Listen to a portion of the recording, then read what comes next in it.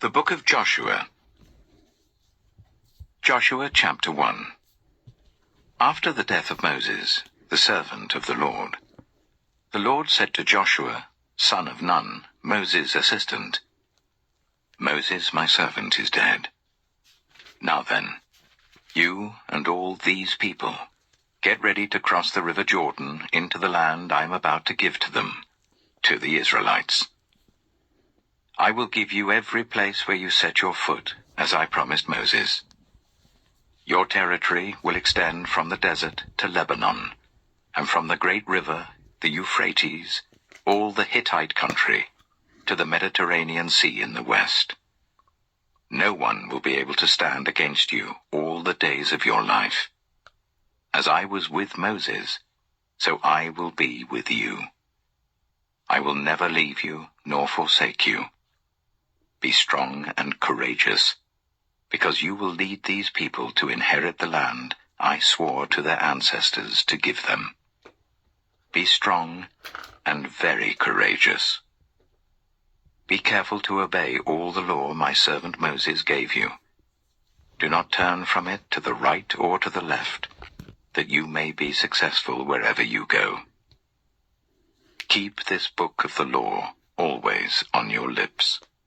Meditate on it day and night, so that you may be careful to do everything written in it. Then you will be prosperous and successful. Have I not commanded you? Be strong and courageous. Do not be afraid. Do not be discouraged. For the Lord your God will be with you, wherever you go. So Joshua ordered the officers of the people, go through the camp and tell the people, get your provisions ready.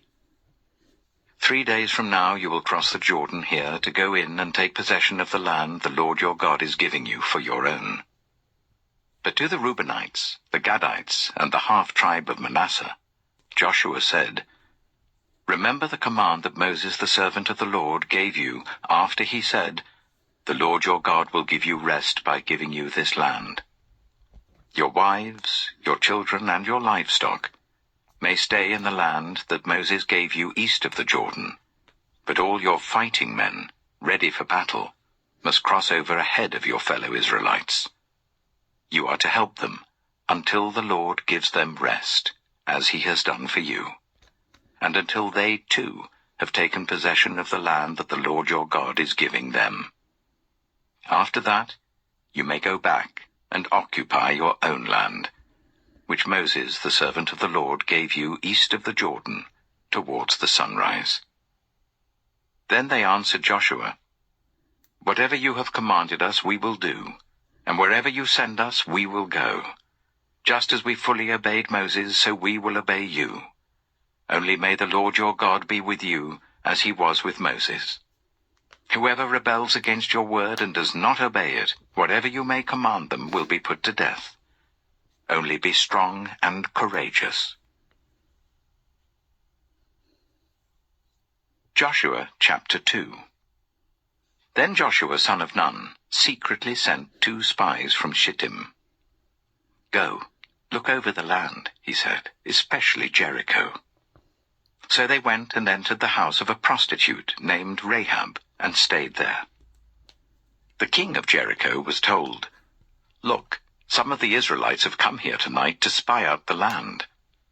So the king of Jericho sent this message to Rahab, bring out the men who came to you and entered your house, because they have come to spy out the whole land. But the woman had taken the 2 men and hidden them. She said, yes, the men came to me, but I did not know where they had come from. At dusk, when it was time to close the city gate, they left. I don't know which way they went. Go after them quickly. You may catch up with them. But she had taken them up to the roof and hidden them under the stalks of flax she had laid out on the roof. So the men set out in pursuit of the spies on the road that leads to the fords of the Jordan, and as soon as the pursuers had gone out, the gate was shut. Before the spies lay down for the night, she went up on the roof and said to them, I know that the Lord has given this land to you, and that a great fear of you has fallen on us, so that all who live in this country are melting in fear because of you. We have heard how the Lord dried up the water of the Red Sea for you when you came out of Egypt, and what you did to Sihon and Og, the 2 kings of the Amorites east of the Jordan, whom you completely destroyed. When we heard of it, our hearts sank, and everyone's courage failed because of you, for the Lord your God is God in heaven above and on the earth below. Now then, please swear to me by the Lord that you will show kindness to my family, because I have shown kindness to you. Give me a sure sign that you will spare the lives of my father and mother, my brothers and sisters, and all who belong to them, and that you will save us from death. Our lives for your lives, the men assured her. If you don't tell what we are doing, we will treat you kindly and faithfully when the Lord gives us the land.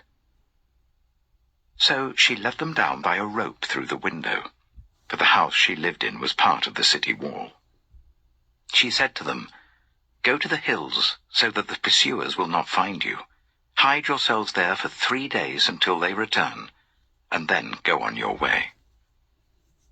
Now the men had said to her, "This oath you made us swear will not be binding on us unless, when we enter the land, you have tied this scarlet cord in the window through which you let us down, and unless you have brought your father and mother, your brothers, and all your family into your house. If any of them go outside your house into the street, their blood will be on their own heads. We will not be responsible. As for those who are in the house with you, their blood will be on our head if a hand is laid on them. But if you tell what we are doing, we will be released from the oath you made us swear." "Agreed," she replied. "Let it be as you say." So she sent them away, and they departed, and she tied the scarlet cord in the window. When they left, they went into the hills and stayed there 3 days, until the pursuers had searched all along the road and returned without finding them. Then the 2 men started back. They went down out of the hills, forded the river, and came to Joshua, son of Nun, and told him everything that had happened to them. They said to Joshua, "The Lord has surely given the whole land into our hands. All the people are melting in fear because of us." Joshua chapter 3. Early in the morning, Joshua and all the Israelites set out from Shittim and went to the Jordan, where they camped before crossing over. After 3 days, the officers went throughout the camp giving orders to the people. "When you see the Ark of the Covenant of the Lord your God, and the Levitical priests carrying it, you are to move out from your positions and follow it. Then you will know which way to go, since you have never been this way before. But keep a distance of about 2,000 cubits between you and the ark. Do not go near it." Joshua told the people, "Consecrate yourselves, for tomorrow the Lord will do amazing things among you." Joshua said to the priests, "Take up the Ark of the Covenant and pass on ahead of the people." So they took it up and went ahead of them. And the Lord said to Joshua, "Today I will begin to exalt you in the eyes of all Israel, so that they may know that I am with you, as I was with Moses. Tell the priests who carry the Ark of the Covenant, when you reach the edge of the Jordan's waters, go and stand in the river." Joshua said to the Israelites, "Come here and listen to the words of the Lord your God. This is how you will know that the living God is among you, and that he will certainly drive out before you the Canaanites, Hittites, Hivites, Perizzites, Girgashites, Amorites, and Jebusites. See, the Ark of the Covenant of the Lord of all the earth will go into the Jordan ahead of you. Now then, choose 12 men from the tribes of Israel, 1 from each tribe. And as soon as the priests who carry the Ark of the Lord of all the earth, set foot in the Jordan, its waters flowing downstream will be cut off and stand up in a heap. So when the people broke camp to cross the Jordan, the priests carrying the Ark of the Covenant went ahead of them. Now the Jordan is in flood all during harvest. Yet as soon as the priests who carried the ark reached the Jordan, and their feet touched the water's edge, the water from upstream stopped flowing. It piled up in a heap a great distance away at a town called Adam, in the vicinity of Zarethan, while the water flowing down to the sea of the Arabah, that is the Dead Sea, was completely cut off. So the people crossed over opposite Jericho. The priests who carried the Ark of the Covenant of the Lord stopped in the middle of the Jordan and stood on dry ground, while all Israel passed by until the whole nation had completed the crossing on dry ground. Joshua chapter 4. When the whole nation had finished crossing the Jordan, the Lord said to Joshua, "Choose 12 men from among the people, 1 from each tribe, and tell them to take up 12 stones from the middle of the Jordan, from right where the priests are standing, and carry them over with you and put them down at the place where you stay tonight." So Joshua called together the 12 men he had appointed from the Israelites, 1 from each tribe, and said to them, "Go over before the ark of the Lord your God into the middle of the Jordan. Each of you is to take up a stone on his shoulder, according to the number of the tribes of the Israelites, to serve as a sign among you. In the future, when your children ask you, 'What do these stones mean?' tell them that the flow of the Jordan was cut off before the Ark of the Covenant of the Lord. When it crossed the Jordan, the waters of the Jordan were cut off. These stones are to be a memorial to the people of Israel forever." So the Israelites did as Joshua commanded them. They took 12 stones from the middle of the Jordan, according to the number of the tribes of the Israelites, as the Lord had told Joshua, and they carried them over with them to their camp, where they put them down. Joshua set up the 12 stones that had been in the middle of the Jordan at the spot where the priests who carried the Ark of the Covenant had stood, and they are there to this day.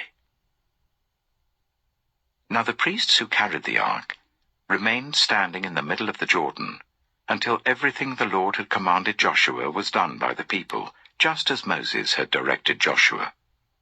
The people hurried over, and as soon as all of them had crossed, the ark of the Lord and the priests came to the other side while the people watched.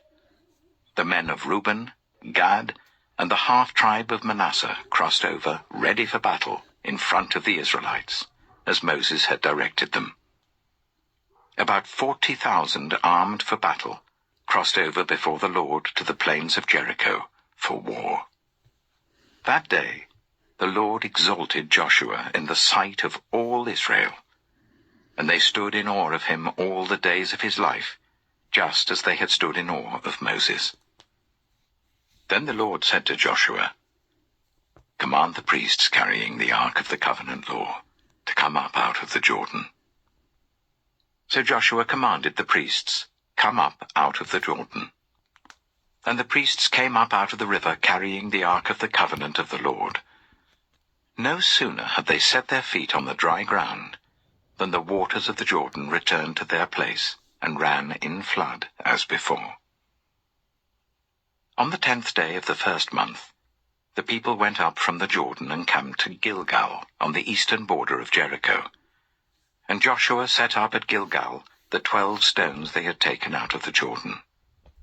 He said to the Israelites, "In the future, when your descendants ask their parents, 'What do these stones mean?' tell them, 'Israel crossed the Jordan on dry ground.' For the Lord your God dried up the Jordan before you until you had crossed over. The Lord your God did to the Jordan what he had done to the Red Sea, when he dried it up before us until we had crossed over.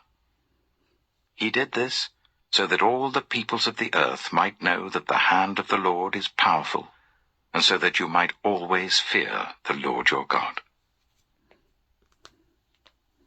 Joshua chapter 5. Now when all the Amorite kings west of the Jordan, and all the Canaanite kings along the coast, heard how the Lord had dried up the Jordan before the Israelites until they had crossed over, their hearts melted in fear, and they no longer had the courage to face the Israelites.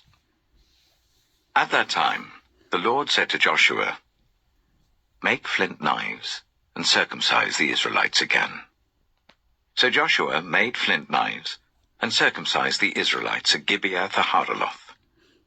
Now this is why he did so. All those who came out of Egypt, all the men of military age, died in the wilderness on the way after leaving Egypt. All the people that came out had been circumcised, but all the people born in the wilderness during the journey from Egypt had not. The Israelites had moved about in the wilderness for 40 years, until all the men who were of military age when they left Egypt had died, since they had not obeyed the Lord. For the Lord had sworn to them that they would not see the land that he had solemnly promised their ancestors to give us, a land flowing with milk and honey. So he raised up their sons in their place, and these were the ones Joshua circumcised. They were still uncircumcised because they had not been circumcised on the way. And after the whole nation had been circumcised, they remained where they were in camp until they were healed. Then the Lord said to Joshua, "Today I have rolled away the reproach of Egypt from you." So the place has been called Gilgal to this day. On the evening of the 14th day of the month, while camped at Gilgal on the plains of Jericho, the Israelites celebrated the Passover.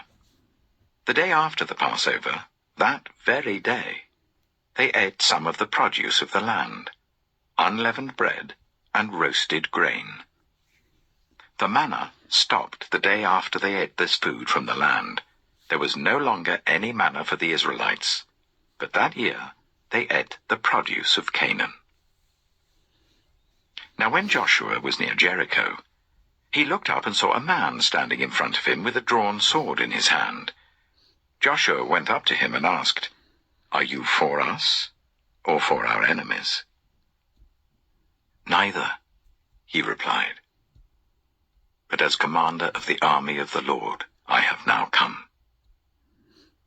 Then Joshua fell face down to the ground in reverence and asked him, "What message does my Lord have for his servant?"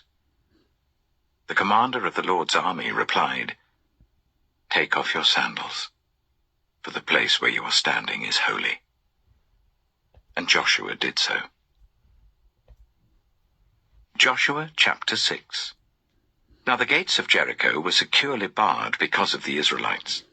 No one went out, and no one came in. Then the Lord said to Joshua, "See, I have delivered Jericho into your hands along with its king and its fighting men. March round the city once with all the armed men. Do this for 6 days. Make 7 priests carry trumpets of ram's horns in front of the ark. On the 7th day, march round the city 7 times, with the priests blowing the trumpets. When you hear them sound a long blast on the trumpets, make the whole army give a loud shout. Then the wall of the city will collapse, and the army will go up, everyone straight in." So Joshua, son of Nun, called the priests and said to them, "Take up the ark of the covenant of the Lord and make 7 priests carry trumpets in front of it." And he ordered the army, "Advance, march round the city with an armed guard going ahead of the ark of the Lord." When Joshua had spoken to the people, the 7 priests carrying the 7 trumpets before the Lord went forwards, blowing their trumpets, and the ark of the Lord's covenant followed them. The armed guard marched ahead of the priests who blew the trumpets, and the rear guard followed the ark. All this time the trumpets were sounding. But Joshua had commanded the army, "Do not give a war cry, do not raise your voices, do not say a word, until the day I tell you to shout. Then shout." So he had the ark of the Lord carried round the city, circling it once. Then the army returned to camp and spent the night there. Joshua got up early the next morning, and the priests took up the ark of the Lord. The 7 priests carrying the 7 trumpets went forwards, marching before the ark of the Lord and blowing the trumpets. The armed men went ahead of them, and the rear guard followed the ark of the Lord while the trumpets kept sounding. So on the 2nd day they marched round the city once and returned to the camp. They did this for 6 days. On the 7th day, they got up at daybreak and marched round the city 7 times in the same manner, except that on that day they circled the city 7 times. The 7th time round, when the priests sounded the trumpet blast, Joshua commanded the army, "Shout, for the Lord has given you the city. The city and all that is in it are to be devoted to the Lord. Only Rahab the prostitute and all who are with her in her house shall be spared, because she hid the spies we sent. But keep away from the devoted things, so that you will not bring about your own destruction by taking any of them. Otherwise you will make the camp of Israel liable to destruction and bring trouble on it. All the silver and gold and the articles of bronze and iron are sacred to the Lord and must go into his treasury." When the trumpet sounded, the army shouted. And at the sound of the trumpet, when the men gave a loud shout, the wall collapsed. So everyone charged straight in, and they took the city.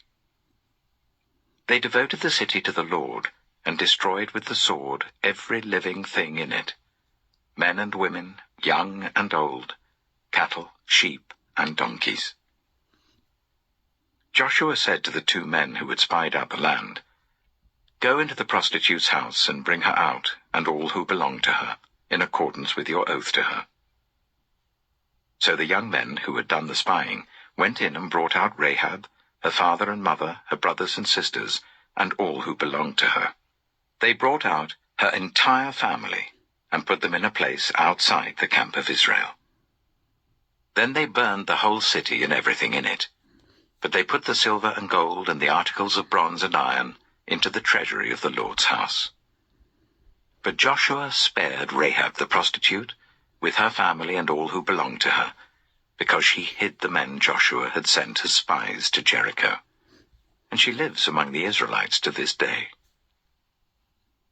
At that time, Joshua pronounced this solemn oath: "Cursed before the Lord is the one who undertakes to rebuild this city, Jericho.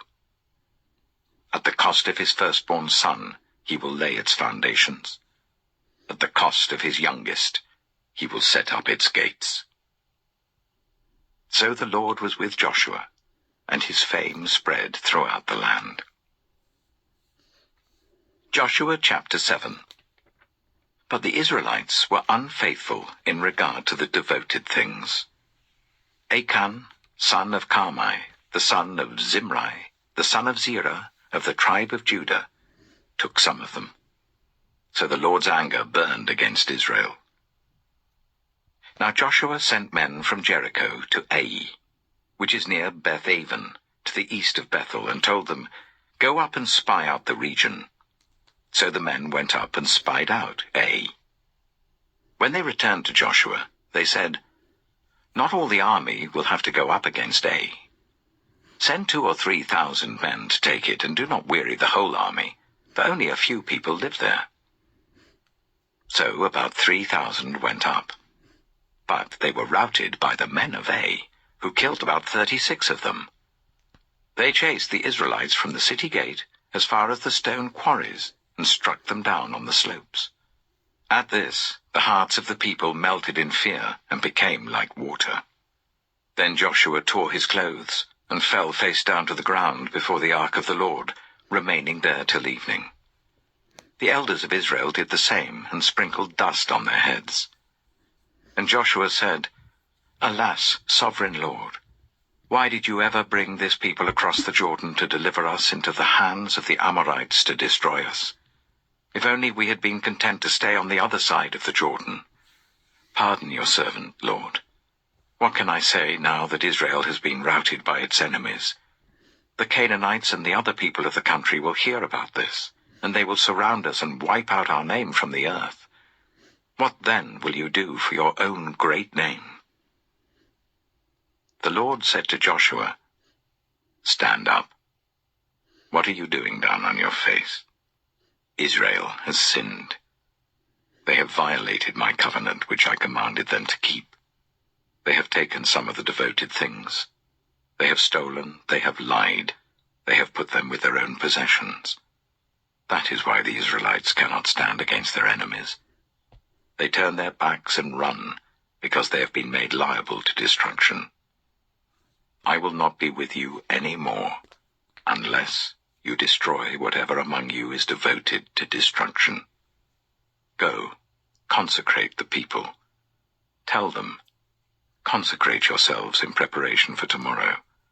For this is what the Lord, the God of Israel, says.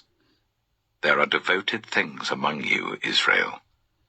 You cannot stand against your enemies until you remove them.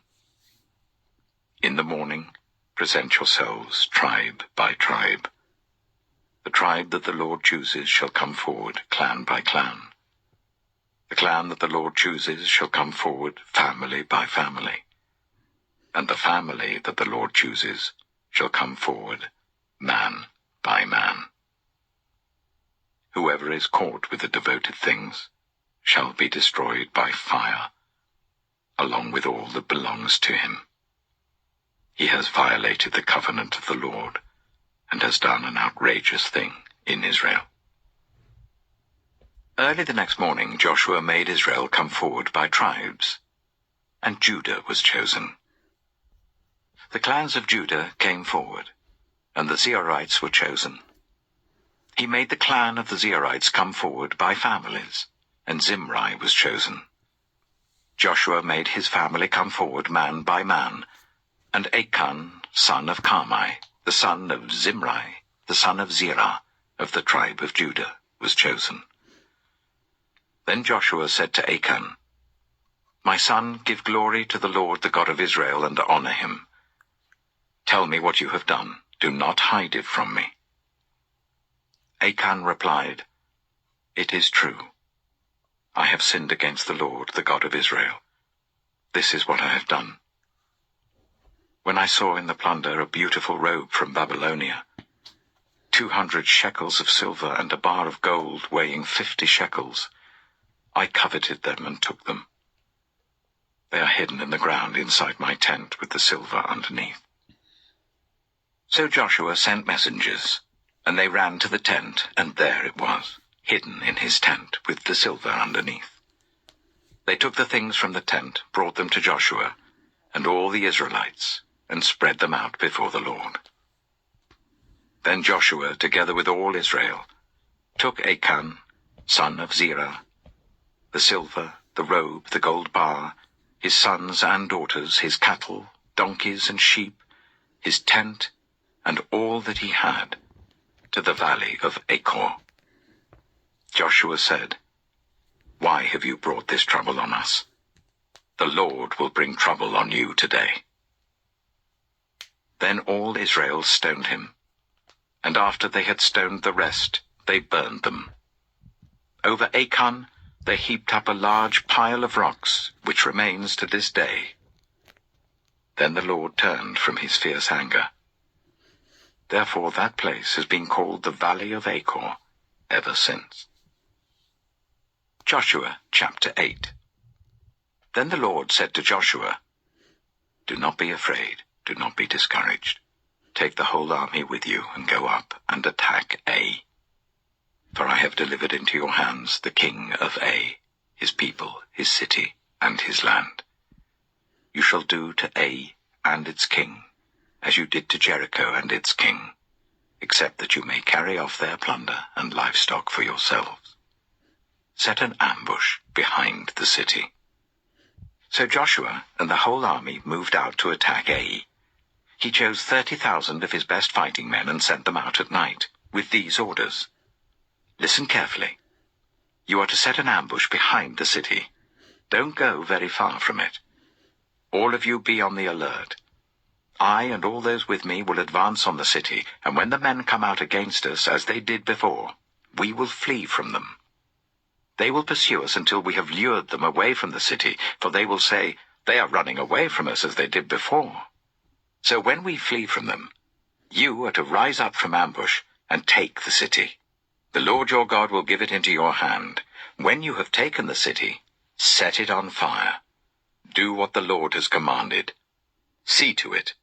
You have my orders. Then Joshua sent them off, and they went to the place of ambush and lay in wait between Bethel and Ai, to the west of Ai. But Joshua spent that night with the people. Early the next morning, Joshua mustered his army, and he and the leaders of Israel marched before them to Ai. The entire force that was with him marched up and approached the city, and arrived in front of it. They set up camp north of Ai, with the valley between them and the city. Joshua had taken about 5,000 men, and set them in ambush between Bethel and Ai, to the west of the city. So the soldiers took up their positions, with the main camp to the north of the city, and the ambush to the west of it. That night Joshua went into the valley. When the king of Ai saw this, he and all the men of the city hurried out early in the morning to meet Israel in battle at a certain place overlooking the Arabah. But he did not know that an ambush had been set against him behind the city. Joshua and all Israel let themselves be driven back before them, and they fled towards the wilderness. All the men of Ai were called to pursue them, and they pursued Joshua and were lured away from the city. Not a man remained in Ai or Bethel who did not go after Israel. They left the city open and went in pursuit of Israel.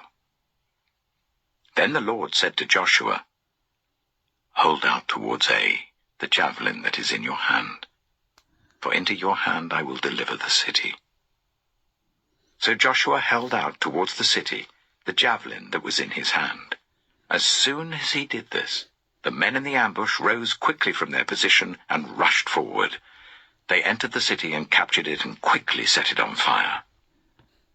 The men of Ai looked back and saw the smoke of the city rising up into the sky, but they had no chance to escape in any direction. The Israelites who had been fleeing towards the wilderness had turned back against their pursuers. For when Joshua and all Israel saw that the ambush had taken the city, and that smoke was going up from the city, they turned round and attacked the men of Ai.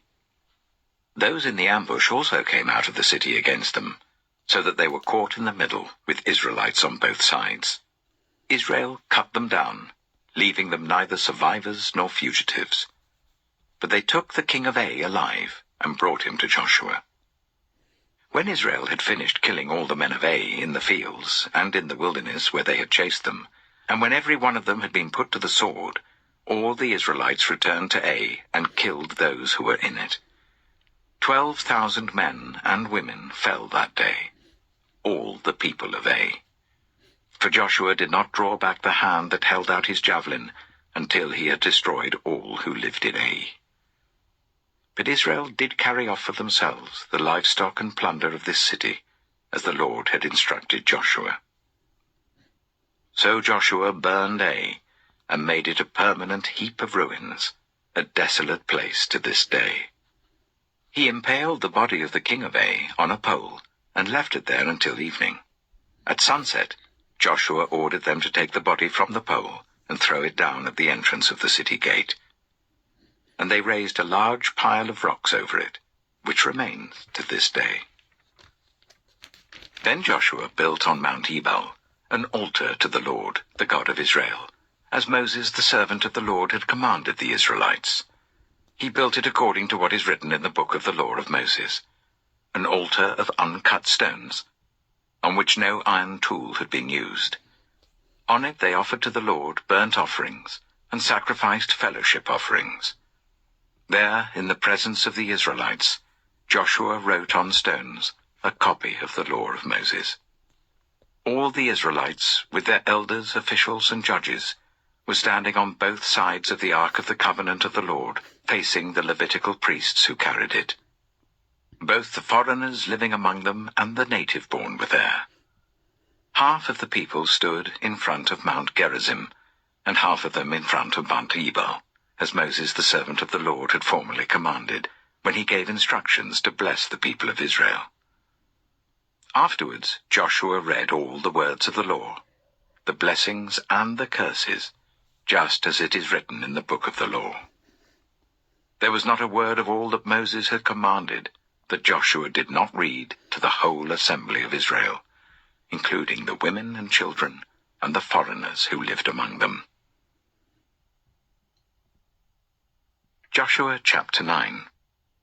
Now when all the kings west of the Jordan heard about these things, the kings in the hill country, in the western foothills, and along the entire coast of the Mediterranean Sea as far as Lebanon, the kings of the Hittites, Amorites, Canaanites, Perizzites, Hivites, and Jebusites, they came together to wage war against Joshua and Israel. However, when the people of Gibeon heard what Joshua had done to Jericho and Ai, they resorted to a ruse. They went as a delegation whose donkeys were loaded with worn-out sacks and old wineskins, cracked and mended. They put worn and patched sandals on their feet and wore old clothes. All the bread of their food supply was dry and mouldy. Then they went to Joshua in the camp at Gilgal and said to him and the Israelites, "We have come from a distant country. Make a treaty with us." The Israelites said to the Hivites, "But perhaps you live near us, so how can we make a treaty with you?" "Well, we are your servants," they said to Joshua. But Joshua asked, "Who are you, and where do you come from?" They answered, "Your servants have come from a very distant country because of the fame of the Lord your God. For we have heard reports of him, all that he did in Egypt, and all that he did to the 2 kings of the Amorites east of the Jordan, Sihon, king of Heshbon, and Og, king of Bashan, who reigned in Ashtaroth. And our elders and all those living in our country said to us, 'Take provisions for your journey, go and meet them, and say to them, "We are your servants, make a treaty with us." This bread of ours was warm when we packed it at home on the day we left to come to you. But now see how dry and mouldy it is. And these wineskins that we filled were new, but see how cracked they are. And our clothes and sandals are worn out by the very long journey." The Israelites sampled their provisions, but did not inquire of the Lord. Then Joshua made a treaty of peace with them to let them live, and the leaders of the assembly ratified it by oath. 3 days after they made the treaty with the Gibeonites, the Israelites heard that they were neighbors, living near them. So the Israelites set out, and on the 3rd day came to their cities, Gibeon, Kephirah, Beeroth, and Kiriath-Jearim. But the Israelites did not attack them, because the leaders of the assembly had sworn an oath to them by the Lord, the God of Israel. The whole assembly grumbled against the leaders, but all the leaders answered, "We have given them our oath by the Lord, the God of Israel, and we cannot touch them now. This is what we will do to them. We will let them live, so that God's wrath will not fall on us for breaking the oath we swore to them." They continued, "Let them live, but let them be woodcutters and water carriers in the service of the whole assembly." So the leaders' promise to them was kept. Then Joshua summoned the Gibeonites and said, "Why did you deceive us by saying, 'We live a long way from you,' while actually you live near us? You are now under a curse. You will never be released from service as woodcutters and water carriers for the house of my God." They answered Joshua, "Your servants were clearly told how the Lord your God had commanded his servant Moses to give you the whole land and to wipe out all its inhabitants from before you. So we feared for our lives because of you, and that is why we did this. We are now in your hands. Do to us whatever seems good and right to you." So Joshua saved them from the Israelites, and they did not kill them. That day he made the Gibeonites woodcutters and water carriers for the assembly, to provide for the needs of the altar of the Lord at the place the Lord would choose. And that is what they are to this day. Joshua chapter 10. Now Adonai-Zedek, king of Jerusalem, heard that Joshua had taken Ai and totally destroyed it, doing to Ai and its king as he had done to Jericho and its king, and that the people of Gibeon had made a treaty of peace with Israel and had become their allies. He and his people were very much alarmed at this, because Gibeon was an important city, like one of the royal cities. It was larger than Ai, and all its men were good fighters. So Adonai-Zedek, king of Jerusalem, appealed to Hoham, king of Hebron, Piram, king of Jarmuth, Japhiah, king of Lachish, and Debir, king of Eglon. "Come up and help me attack Gibeon," he said, "because it has made peace with Joshua and the Israelites." Then the 5 kings of the Amorites, the kings of Jerusalem, Hebron, Jarmuth, Lachish, and Eglon, joined forces. They moved up with all their troops and took up positions against Gibeon and attacked it. The Gibeonites then sent word to Joshua in the camp at Gilgal, "Do not abandon your servants. Come up to us quickly and save us. Help us, because all the Amorite kings from the hill country have joined forces against us." So Joshua marched up from Gilgal with his entire army, including all the best fighting men. The Lord said to Joshua, "Do not be afraid of them. I have given them into your hand. Not one of them will be able to withstand you." After an all-night march from Gilgal, Joshua took them by surprise. The Lord threw them into confusion before Israel. So Joshua and the Israelites defeated them completely at Gibeon. Israel pursued them all along the road going up to Beth-horon, and cut them down all the way to Azekah and Makkedah. As they fled before Israel on the road down from Beth-horon to Azekah, the Lord hurled large hailstones down on them, and more of them died from the hail than were killed by the swords of the Israelites. On the day the Lord gave the Amorites over to Israel, Joshua said to the Lord in the presence of Israel, "Sun, stand still over Gibeon, and you, moon, over the valley of Ajalon." So the sun stood still, and the moon stopped, till the nation avenged itself on its enemies, as it is written in the book of Jasher. The sun stopped in the middle of the sky, and delayed going down about a full day. There has never been a day like it before or since, a day when the Lord listened to a human being. Surely the Lord was fighting for Israel. Then Joshua returned with all Israel to the camp at Gilgal. Now the 5 kings had fled and hidden in the cave at Makkedah. When Joshua was told that the 5 kings had been found hiding in the cave at Makkedah, he said, "Roll large rocks up to the mouth of the cave and post some men there to guard it. But don't stop. Pursue your enemies. Attack them from the rear, and don't let them reach their cities, for the Lord your God has given them into your hand." So Joshua and the Israelites defeated them completely, but a few survivors managed to reach their fortified cities. The whole army then returned safely to Joshua in the camp at Makkedah, and no one uttered a word against the Israelites. Joshua said, "Open the mouth of the cave and bring those 5 kings out to me." So they brought the 5 kings out of the cave, the kings of Jerusalem, Hebron, Jarmuth, Lachish, and Eglon. When they had brought these kings to Joshua, he summoned all the men of Israel and said to the army commanders who had come with him, "Come here, and put your feet on the necks of these kings." So they came forward and placed their feet on their necks. Joshua said to them, "Do not be afraid, do not be discouraged. Be strong and courageous. This is what the Lord will do to all the enemies you are going to fight." Then Joshua put the kings to death and exposed their bodies on 5 poles, and they were left hanging on the poles until evening. At sunset, Joshua gave the order, and they took them down from the poles and threw them into the cave where they had been hiding. At the mouth of the cave, they placed large rocks, which are there to this day. That day, Joshua took Makkedah. He put the city and its king to the sword, and totally destroyed everyone in it. He left no survivors. And he did to the king of Makkedah as he had done to the king of Jericho. Then Joshua and all Israel with him moved on from Makkedah to Libnah, and attacked it. The Lord also gave that city and its king into Israel's hand. The city and everyone in it Joshua put to the sword. He left no survivors there, and he did to its king as he had done to the king of Jericho. Then Joshua and all Israel with him moved on from Libnah to Lachish. He took up positions against it and attacked it. The Lord gave Lachish into Israel's hands, and Joshua took it on the 2nd day. The city and everyone in it he put to the sword, just as he had done to Libnah.